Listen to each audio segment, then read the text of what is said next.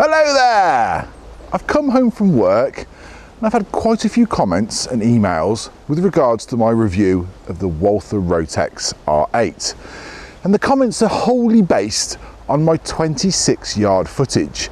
And a lot of you have said that I need to try a little bit harder at 26 yards with this rifle. You're the subscribers.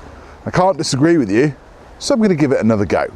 Those are the original cards at 26 yards that I shot that you're not happy with. And in my defence, it's a very small defence, I use these targets.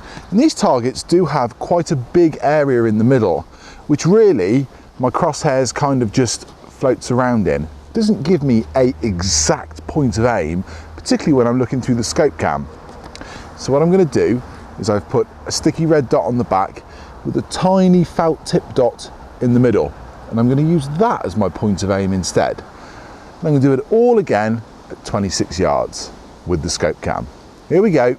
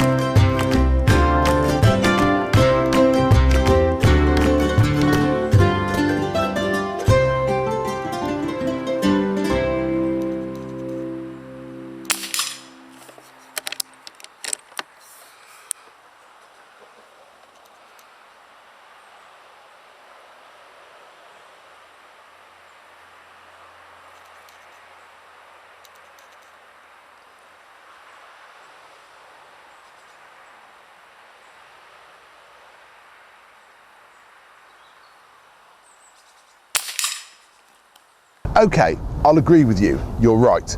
At 26 yards, I didn't shoot the best group first time round. But that just shows you exactly what the Walther Rotex R8 is capable of. It's a 2 pellet hole group. I'm very happy with that. Now, someone also left a comment that said 4cm targets at 50 yards? Puh, you should be able to hit a 5p piece at 50 yards with that. So let's try that as well.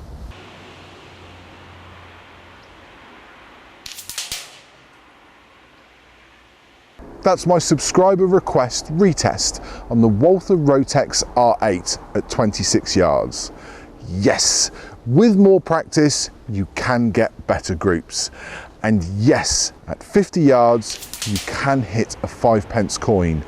With ease, I'd like to point out. This is an awesome rifle. Now, if you'll excuse me, Mrs. Airgun Gear is cooking me a roast chicken for my tea, and I'd like to go and gorge on it now. Thanks for watching. Bye bye.